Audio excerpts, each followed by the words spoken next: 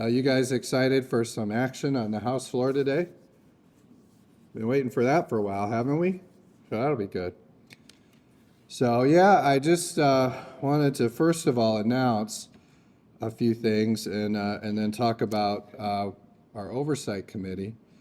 But I wanted to announce first of all, and this is highly anticipated, this Oversight Committee. It's gotten more press than any other thing we've done. But our new chairman of the House Oversight Committee is going to be Representative Jay DeBoer. So that's great, Jay. It's going to be great to have Jay DeBoer in that position. A very strong member of our caucus, somebody who takes it very seriously. You know, I was the oversight chair, so I know what it takes, and it takes a tenacity and a commitment to digging into what these departments of government are doing and getting the truth. And you look at it, you know, we have over 40, they told me today, 44 audits from last session that have either material or reportable conditions. And those are findings from the Auditor General. And the Democrats didn't have hearings on them, those 44. So when I was oversight chair, we had, and you remember, some of you were there, we had hearings on every one of these audits that found material or reportable conditions in these state departments. And you might remember we had hearing and multiple hearings, hearing after hearing after hearing on child protective services. People said that was the worst audit they've ever seen.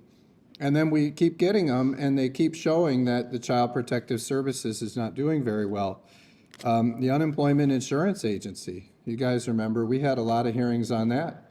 And you know, they're getting a little better, but there's still, every one of these audits, because what happens is they get a bad audit, the press covers it for a couple days, and then the politicians, they do one hearing. Well, what we did with the Unemployment Insurance Agency is we got with the Auditor General and we said, like, for the next 4 or 5 years, you're going to do audit after audit after audit on this schedule. So then the department has to come in and keep, because what they do is they come in and they say, oh yeah, we fixed it. You guys have sat through those hearings. Every department comes in and says, we fixed it, it's good, thank you for the audit. Well, what we learned from the Unemployment Insurance Agency audit is when you audit that stuff 6 months later or a year later, the department is lying. They didn't fix it, okay? And so the Auditor General has been a tool to show that, but it has to be relentless over and over and over as we're trying to get these results for state agencies. I'll say we give a lot of credit to the media. You know, Beth has done a great job with her reporting on this. A lot of times we find out about departments not following the law and not using tax dollars appropriately from the press. Why is that? Why is it that the press is where we find out? Why doesn't anyone in government know before the press tells us? That's why I granted this sweeping subpoena power to the House Oversight Committee because we want to be the first ones to know. Your elected officials should be the first ones to know when these departments of government in the bureaucracy are not following laws or they're not spending tax dollars appropriately. And with our sweeping subpoena power and a robust oversight committee, we will get to the bottom of cases where departments are breaking laws, ignoring laws, or spending tax dollars in contrary to the law.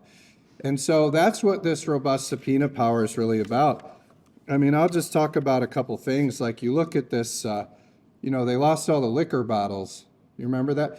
They do this audit and they just say there are thousands and thousands of liquor bottles that just disappear in the Michigan Liquor Control Commission. Nobody does anything about it, right? I mean, where did they go? You know, it's interesting. Well, we're going to solve that mystery. We're going to find out where they are. And you look at this DHHS department, and I mean, it's just a monstrosity. And when I was oversight chair, almost every failing audit in state government was in DHHS. And I'd say, you look at this, And there are even Democrats, by the way. If you look at what some of the Democrats are saying, I saw what Benson said yesterday. I mean, they're actually following my lead on this, because we came out a few weeks ago and said we're going to have 3 oversight committees that look into DHHS, and we're going to have 3 appropriations committees handling DHHS. And we've been driving this because DHHS is a huge monstrosity in government that needs significant oversight in many places. And then yesterday, Jocelyn Benson comes out, says, well, you know, I think we need to do something about DHHS. Isn't that interesting? So good. I'm happy Democrats are starting to follow our lead on this as we're blazing this trail, because objectively it is a problem. And really, you guys should report it's a problem, because it is. I mean, how do you manage a department with that many reportable and material findings and that many failed audits? So that's why we're going to have the 3 subcommittees that look into it. I'll just talk about that in a sec. And then one more thing I just want to point out. I mean, this DNR, you know, you see them trying to clear cut these forest land and build all these solar panels everywhere. You know, those are issues that we need to look into and understand. And an oversight committee with subpoena power will do that. Now, I hope that the departments do it willingly. I mean, if the departments come forward willingly and share information, come and testify, whether it's under oath or not, you know, we'll determine in those circumstances, and turn over all their documents, even if they feel like they're not required to do so. If they do that, we won't have a problem. Now, when I chaired the Joint Select Committee, what I found, and when I chaired the Oversight Committee, is they don't always do that. And probably the worst offender is Secretary of State Jocelyn Benson. You know, when we were subpoenaing her office for records on the election, the 2020 election, you know, there was a lot of obstruction. She would not come in and testify before us. And what happened was the term ran out.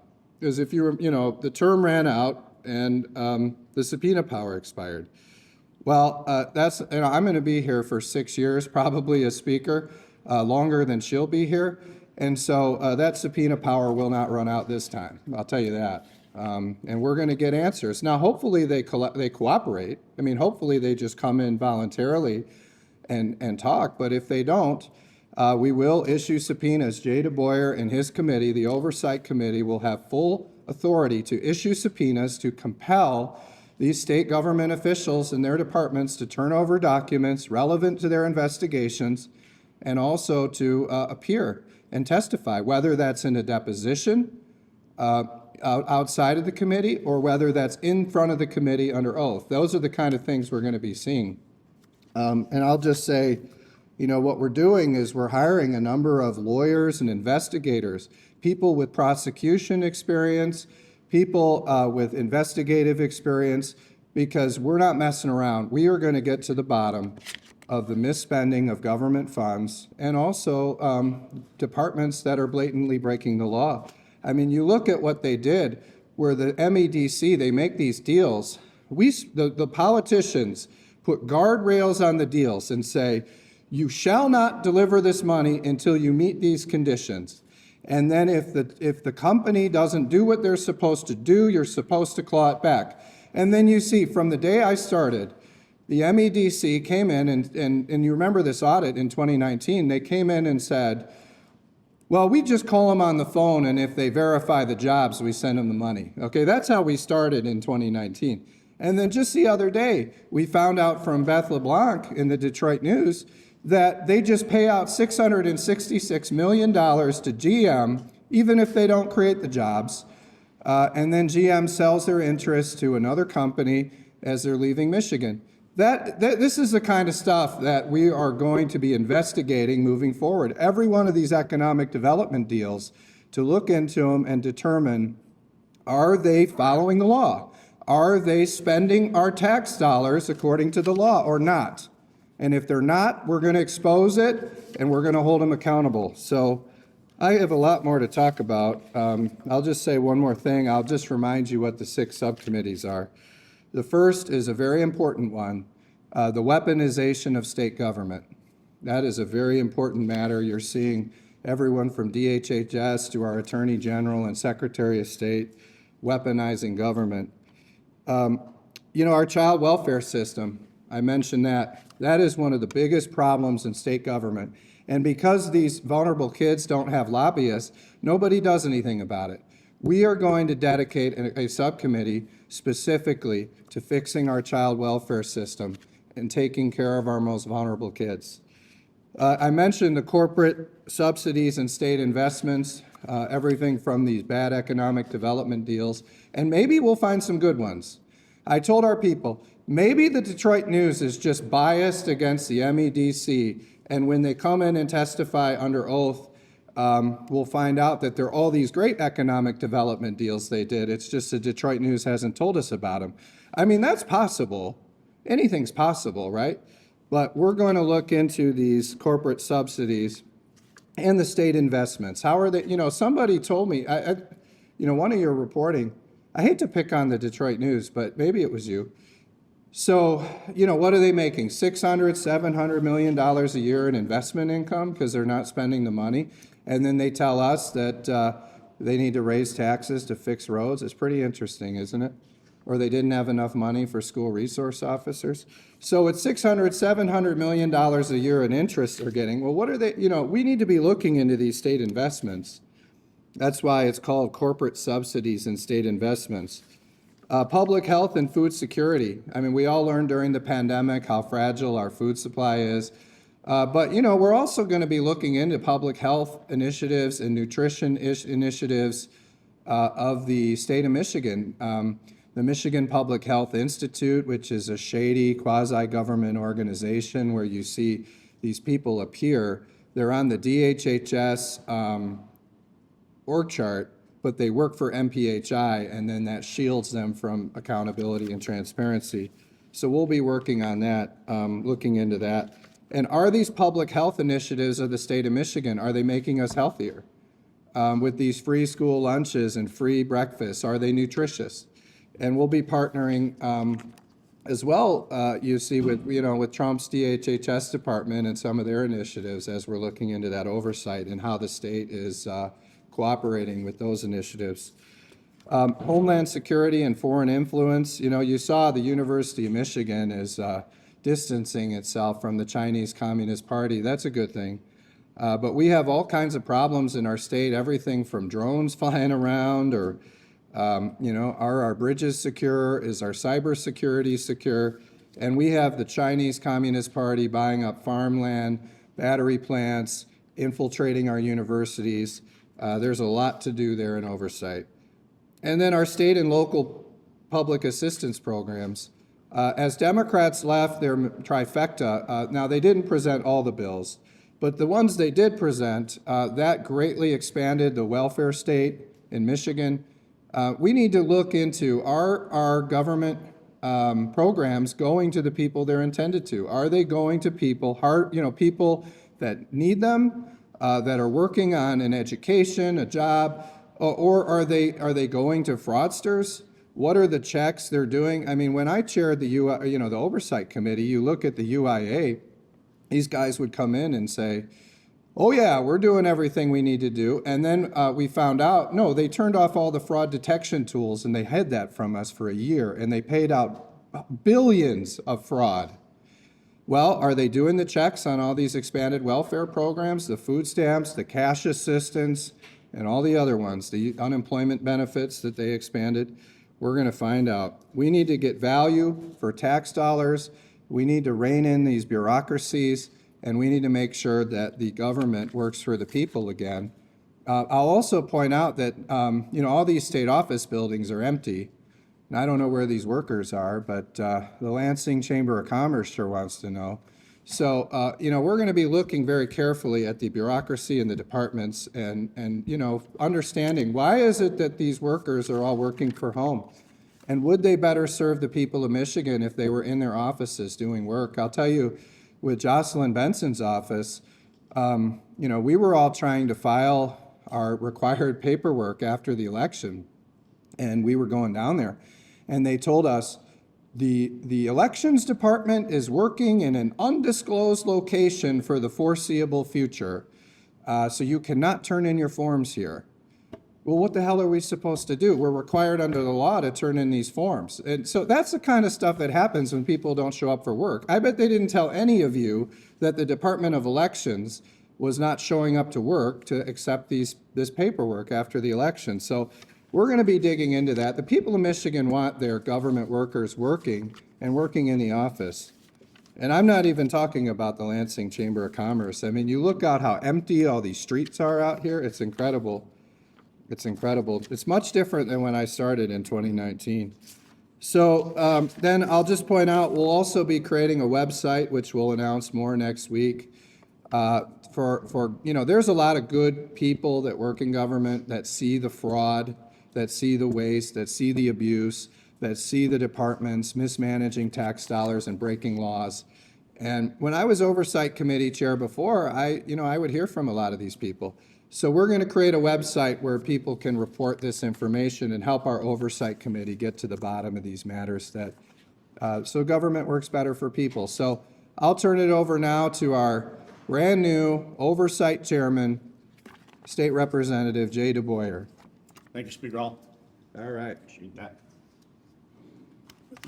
How are you guys this morning? I am good. I'm going to tell you that today, frankly, is a good day for the citizens and the taxpayers of the state of Michigan. For the last couple of years, unfortunately, being in the minority, I had to stand by and watch inefficiency, waste, fraud, abuse go, frankly, unfettered. As Speaker Hall had mentioned, there were as many as 50 audits that were done, with as many as 40 plus showing deficiencies, and I think maybe 2 hearings were held on that. I mean, I believe that that's a total irresponsible behavior and action out of the administration, out of the controlling party of the House and the Senate, and that's going to change starting today. When I was sent to Lansing by the people of my district, the number one thing I heard from them is bring government back to the people. Get it out of the hands of bureaucrats. Get it out of the hands of unelected officials who make decisions that impact their daily life in a detrimental way. And so that is my commitment to the people of the state of Michigan by taking the reins to this committee. We are going to look into things. We are going to investigate things. We are going to turn leaves over. The press that's here, obviously, you do this on a daily basis, right? And as Speaker Hall spoke to earlier, it's a shame when we find out about things in the media, right? I think the idea of a tip line and the idea of a website that people can produce information to us, by the way, without repercussion from their perhaps boss or the administrator that oversees that department, is a good thing. I think the idea that the average taxpayer and citizen can offer us suggestions that they're witnessing in their interaction with departments is a good thing. So I look forward to looking into this because the people of the state of Michigan deserve a much better government than they've received in the last couple of years. I'm going to tell you, I take the position of this chair extremely serious. I believe it's the first defense to our taxpayers in the waste of their dollars. As Speaker Hall had mentioned, and I'm sure you're aware, there is a subpoena power that comes with this Oversight Committee. I'm going to tell you, first of all, my hope is that we never have to use it. My hope is that when we ask a department head for documents, or we ask an individual to come and testify, that they come and testify. The ultimate goal would be able to get this Oversight Committee rolling and never have to execute that subpoena power. And frankly, when we do have to execute that subpoena power, if we do have to execute that subpoena power, it's going to be done professionally. It's going to be done respectfully. It certainly is not going to be used as a political weapon. It will be used when we have decided as a committee that there is enough there that it should be used. You can hold me to that as we move forward. I believe respect is the number one aspect for an oversight committee to have validity. And I am going to be certain that that maintains with the Oversight Committee. The taxpayers expect their departments to run efficiently. They expect their departments to run for their benefit. They certainly don't expect their departments to weaponize themselves against the individual to further a political agenda, to further a cause that the employees that may work at that department or the department head, or for that matter, the administration, wants accomplished. They're there to serve the people, not to hinder the people. So I can promise you that's going to be one of the angles that I'm looking at when I look at the behavior of departments, when we review these audits, when we look at what those deficiencies are. And in the end, this isn't a gotcha game. This is about changing the behavior of government to better benefit the taxpayers. That's what the end goal is. And I think you will see policies come out of the Oversight Committee and recommendations out of the Oversight Committee that will do just that with multiple departments within the state. You know, I mentioned the audits. To me, that's abominable that we can have that many audits and literally nothing was done. The unemployment issue, $8 billion, $8+ billion, either fraudulently obtained or not being qualified to obtain, hasn't been clawed back. Millions and millions of dollars spent on leases on buildings that are empty because state employees aren't working in their office. And then we have the gall from an administration to say we need to raise taxes to fix roads. $8 billion. That's a big number. That's real money. You know, and I just find it ironic, Speaker Hall, that we're rolling this out today. And just yesterday, as some of you may or may not know, I spent 12 years as a county clerk. A county clerk runs elections, maintains campaign finance, oversees that, if necessary, doles out fines if someone doesn't behave in the manner they're supposed to within the campaign finance law. I find it ironic that just yesterday, our chief official that oversees the Bureau of Election and maintains control of campaign finance laws had a kickoff event and a campaign rally, essentially, in a state-funded government building. Now, there's going to be a debate, I'm sure, that says no harm, no foul. But I'm going to tell you that if 3 weeks ago Eric Nesbitt would have announced on the floor of the Senate that he was running for governor, everybody standing here would have lost their mind. Jocelyn Benson would have said that he's in violation of campaign finance. Dana Nessel very well may have called him a criminal, right? So the problem we have here is that there's this double standard that has occurred in government. It doesn't just apply from the administration to us. It applies from the powers that be to the citizens of the state of Michigan. Rules that apply to you, but don't apply to the people who are enforcing those rules. I can tell you that that needs to stop. And from my authority on the Oversight Committee, we are going to navigate in a way that we will stop that. And we will expose that, and we will demonstrate to the people of the state of Michigan that the government is not going to continue to operate that way. So I think that moving forward with oversight is going to make our state better. It's going to make our state more efficient. My hope is that I deter some of the bad actors to come and take advantage of your hard-earned tax dollars. And so with that, I'll sum it up, say thank you, Speaker, for having the confidence in me to do this job. I can promise to you I will do it diligently to the best of my ability. And I look forward to doing this for people of the state of Michigan. Great. Wow. Great job. So, and I'll just say real quick, you know, this is about reasserting the power of the Michigan House, an equal branch of government. And over the last 2 years under Speaker Tate, it was really an extension of the governor's office. So that's why you didn't see any of these audits, because they were basically working for the governor, the whole House. So, you know, there's a lot of work to do, a lot of cleanup work on these 44 audits that have material findings or other findings and haven't been heard yet. So we're going to have to work through that backlog and then work through all the new issues that come up too. I've given them the guidelines with those 6 subcommittees of the 6 areas that I would like to see the committee focus on. And as chairman, you know, Jay DeBoyer will have the discretion to pick up other issues beyond those 6 with the full committee. I also want to say that the committee will have bills from time to time. There will be some legislation through the committee. What we expect each of these subcommittees and the committee to do is investigate and come up with recommendations and findings and present that, and then work to solve those problems through, you know, budget boilerplate, through new laws and things that can make these departments work better for the people. So with that, I'll turn it over to questions. I'm sure you have a lot for Jay, but if there's any for either one of us, so any questions? Yeah, does Jordan have one? Okay, I see you back there, Jordan.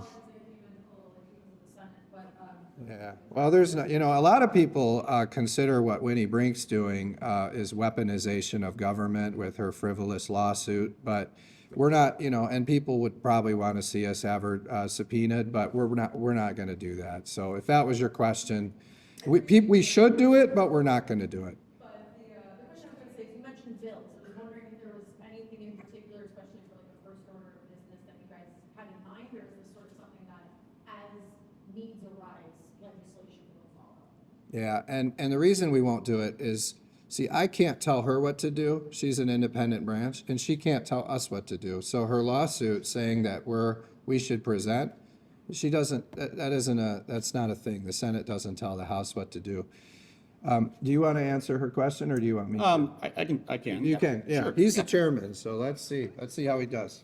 Briefly, so I'm not coming into this role with any preconceived goals, desires, wishes, issues, other than to look at everything thoroughly to make state government run more efficiently and more in the interest of the taxpayer, frankly.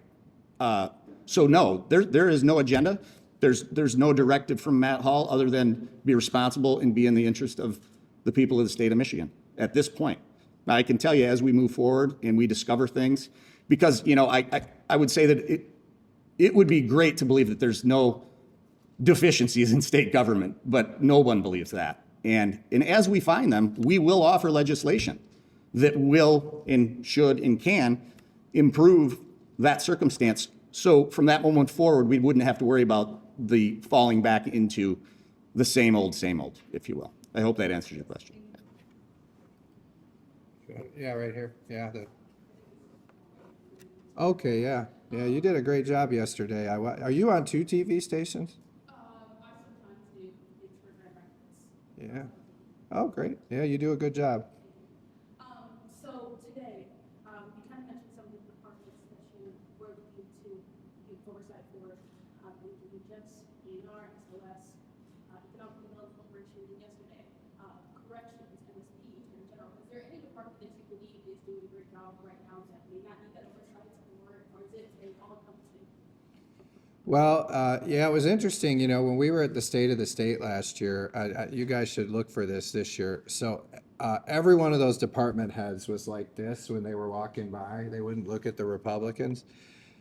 So I don't know if they were trying to hide something. I don't know. But look, we're going to look at where the biggest problems are, and that's where those 6 subcommittees came from, where I think the biggest problems in state government are, the biggest issues that need to be addressed.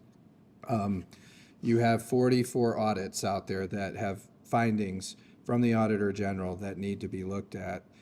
And then issues will come up. And I mentioned, when I was looking at creating 6 committees, probably number 7 and number 8 would have been corrections and state police.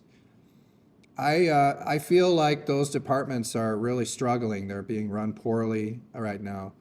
But we have subcommittees that handle that. We have appropriations subcommittees directed to corrections, and we have one directed to the state police.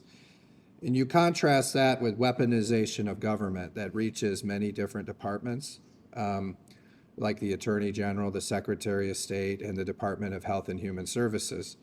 Also, DHHS is so big that it made sense to me to break it up into multiple oversight committees. So we're gonna work very closely with our appropriation subcommittees on state police and corrections and try to fix those problems. And then the oversight committee, Jay here has the discretion to come in over the top and hold additional hearings, because those are 2 departments that really need it. So I think with the smaller departments, we'll rely more on our appropriation subcommittees. And then when there are problems, the full oversight committee will come in and hold hearings. And, he'll have the discretion to hold those hearings on any emerging issue that comes up, because they keep coming up. Yes? Yes, Speaker, just on a current issue, number 7, corrections, they hold a lot of them with regardless of how you feel about those prisoners and crimes they've committed, the state actually has a legal responsibility to try to keep them safe. So since 2020, 4 prisoners have jumped 4 stories to their deaths by going over the same low railing, which, even though it's been the subject of an employee complaint that it's unsafe to employees, they still didn't do anything about it as a meet state law. And now, now the state's getting sued over legal significance its death. Any thoughts just on how the department's managed that issue? It's happened 4 times consecutively, basically the same thing. Yeah, so I'll say this, like as a state representative, you get all kinds of calls. And we get calls from family members of people in our corrections system who feel that their family members are being abused. And I know years ago they created a corrections ombudsman for the Michigan legislature, and in order to interact between the legislature and the corrections department, because there's so many of these complaints.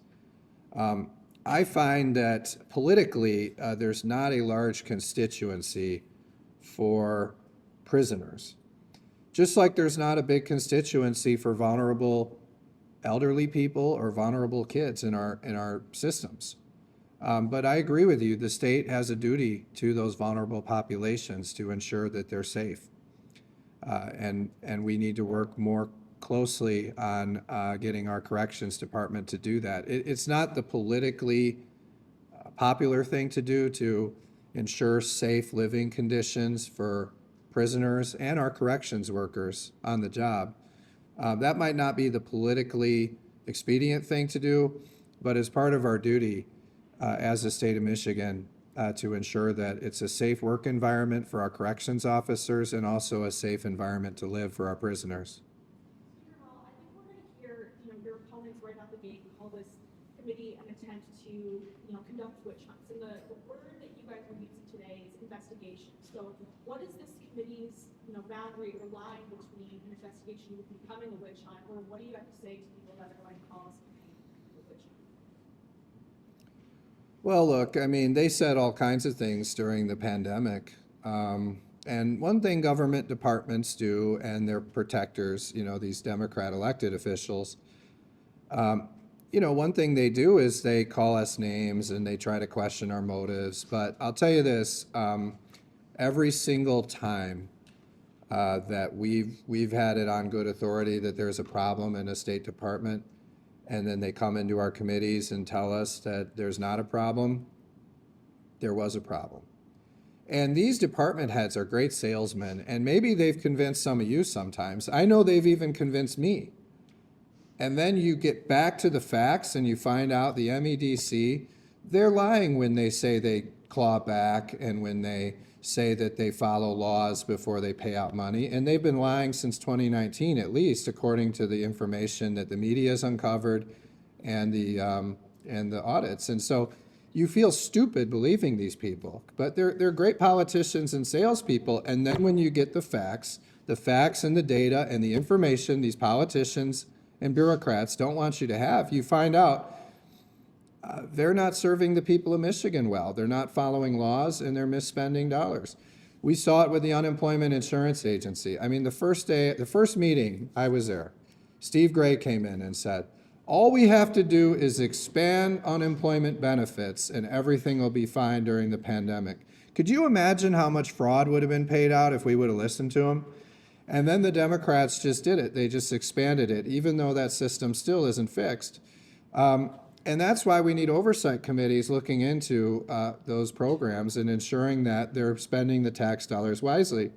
These bureaucrats forget, these are not their dollars. These are taxpayer dollars. People in Michigan worked really hard to earn this money and give it to their government. And we, as the State House, have a responsibility representing the people to ensure that that dollar is spent wisely and according to the law and according to the authority of the House Appropriations Committee in that budget that we all vote for. So, and then you look at Robert Gordon and all the things that happened when he was there in DHHS, some of which still continue today. They come in, they have all these great excuses, but it's not until you get the documents and you really look through, that you find out that these people are just putting spin on it and hoping that they outlast all of us and the politicians. So, and look, you guys know it's true because you guys report on this stuff too, and you see the difference between what these people say and what really is going on. So we'll just be proven by the facts when we uncover all of the fraud, when we uncover mismanagement of the departments, when we uncover misspending of tax dollars. And look, I was oversight chair. You saw every one of those audits we came through, and we had concrete recommendations, we had concrete legislation, and we fought to improve the departments. And maybe it'll give Jocelyn Benson some more things to campaign on, since she's just adopting all my ideas. Yeah. I guess this is kind of the picture question we've been talking about, uncovering corruption, fraud, blah, blah, blah. That's not too nice, sorry. But with the oversight committee, how do we know that the committee has been a success? Does it look to do more than just Yeah, sure. What's the goal? How do we know we have achieved? Yeah. Basically, you're asking how are you going to measure us, right? Is that right? Well, I got to be honest with you. I hope we have nothing to hold hearings on, right? But as I said before, we all know how government operates. We watch it. I've witnessed it in the 2 years I've been here. I shake my head. I look at the inefficiencies. So to answer the specific question, how are you going to measure us, right? Look at what we investigate, look at the evidence we produce, look at the summary that we end with, and then look at the action we take, right? If there is nothing there, I'll be the first to raise my hand and say, I was pleasantly surprised based on the initial information we were provided after we've done the investigation. There isn't anything here. But I'm going to tell you, if there is something there, we're going to make recommendations as to how we're going to solve that problem, including and up to legislative acts to solve that problem. So every case you're going to have to look at individually to measure us, right? And I said earlier, this is not going to be a witch hunt. This is going to be a legitimate attempt to bring the state of Michigan back to the citizens and the taxpayers of Michigan. It is too far gone. Our budget is what, up 48% in the last 6 years? $80 billion, and we can't find money to fix roads? Come on, no one believes that. We are operating inefficiently, and we are losing money to waste, to fraud, and abuse. So whatever those three things are, or whatever those three things is the reason, they're going to stop. We're going to make an attempt to stop them, and we're going to use taxpayers' dollars more efficiently, and ultimately that's my goal. We force taxpayers to send us money, right? Under the penalty of going to jail. The least we can do is be responsible with that money. Spend it in an efficient fashion. I mean, it's like a candy store over here. The amount of money that is just spent. We had a $9 billion surplus? We had a $9 billion surplus a year and a half ago. It's gone. That is irresponsible government. So what I would like you to do is hold us accountable to be certain that we're doing the order of things I told you. Get the information, dig into it, work it through, make a decision if it's valid. If it is, fix the problem. Moving out to a separate oversight committee, rather than maybe having like appropriations subcommittees, is it in effect to put departments on notice that this is something that the House is taking special care to look at? Are you talking about the subcommittees? Yeah. The subcommittees, the oversight committee in particular, rather than having like appropriations, look at and be like, hey, Yeah, I can answer that. So, I think in some ways appropriations and oversight have different missions. So ultimately, appropriations I think, has an important role in holding these departments accountable. But what I see over time, just the way it's operated up here in Lansing, is often these appropriations subcommittees become a little cozy with the departments. And ultimately, if the department doesn't support the budget that the appropriations committee negotiates, then the governor probably won't sign it. And so there's this conflict with these appropriations subcommittees that ultimately they have to get to a landing spot with the department where the department signs on to their budget. Oversight committees won't have that conflict. Oversight committees can just do their job without having to worry about the department ever agreeing to what the oversight committee says. So that's the reason for the difference. You mentioned that you would like to see state workers back in person. I know that is an executive order from President Trump to have federal workers back in person. Is that something that you plan on looking into your term? Anything you want to say, or you want me? Yeah, I can touch on it. Go ahead. I mean, I would say that as we hear things like having to raise taxes to provide a fundamental expectation of government, like our infrastructure and roads, while we write millions and millions of dollars in checks on leases to empty office buildings, one of two things has to happen. We have to justify the use of that building, or we have to break the lease, right? This is not a cash cow for landowners, for building owners, right? So I would argue, if you look at every study that's been done with regard to at-home working, right, the performance and the productivity goes down, right? So I would say that our responsibility first for the finances of the state of Michigan says, well, we're not getting the best outcome or the best benefit for the dollar we're spending. So the short answer would be, we should look long and hard at the efficiency of the way it's structured today, whether those people should come back to work in person or not.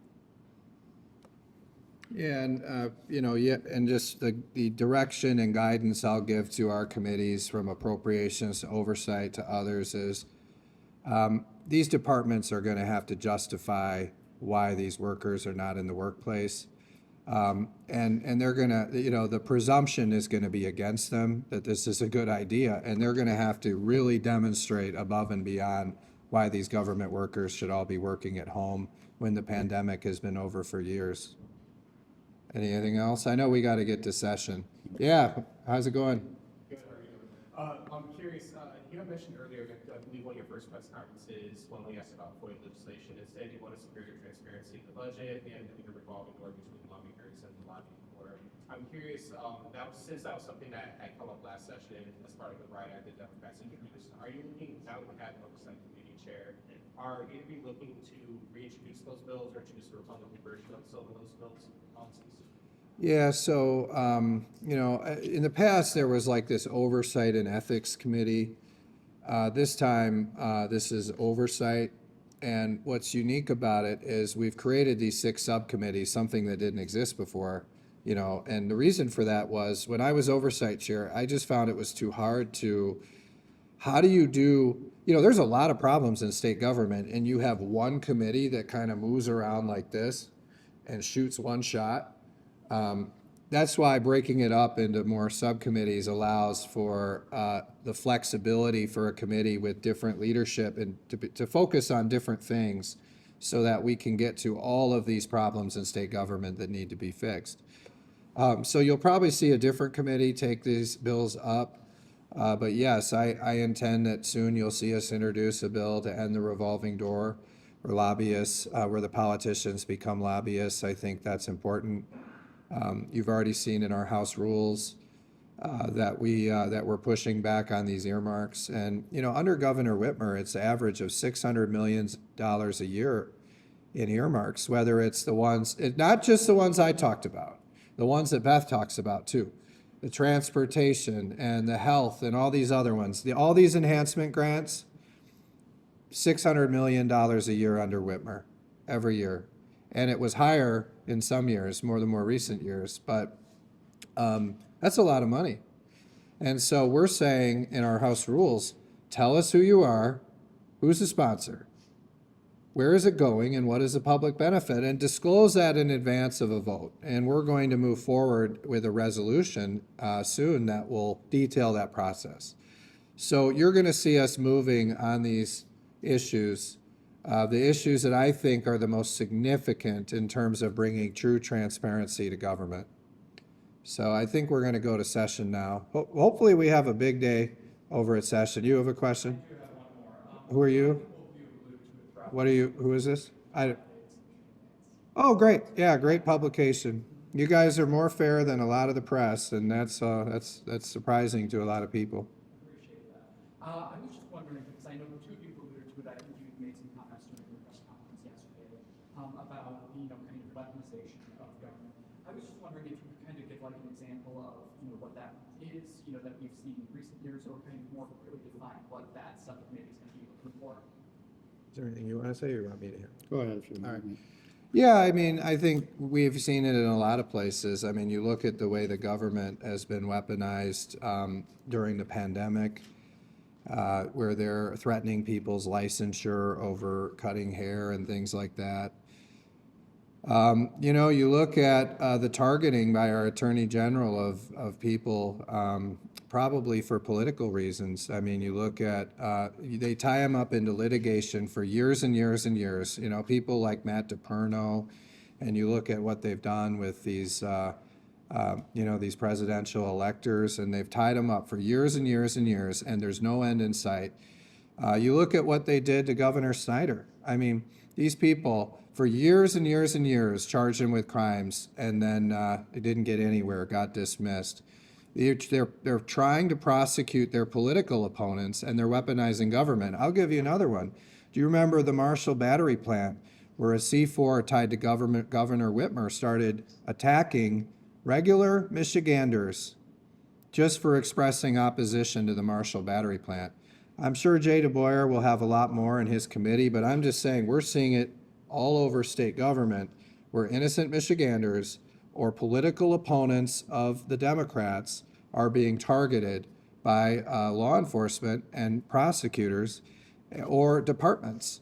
I mean, I will tell you, I've had so many people in government, or regular people, come to me and say, I can't speak out about this matter because I'm worried that I'll lose my license, or MDOT will punish me with a contract because of how political this administration is. And so, we'll see. I mean, we'll see, when you get a complaint like that, when somebody comes to you and says, hey, my OSHA was in here and they were bullying me because we have a contract negotiation, and the union leader told me that we'd be having a visit, and then they show up and they say, that kind of stuff. You take those issues, you look at the leads, you investigate them. Some have merit, some don't. The ones that do have merit, you move forward with those, and these subcommittees will look into them. And I mean, but again, no Michigander should have to worry for years and years and years of litigation with no end in sight and no direction, and then these things just get dropped. That costs hundreds of thousands of dollars to innocent Michiganders. I mean, the stress and the impact on their livelihood when government is targeting them is incredible. I mean, you look at what happened to Ken Borton, with what happened with the DNR up there.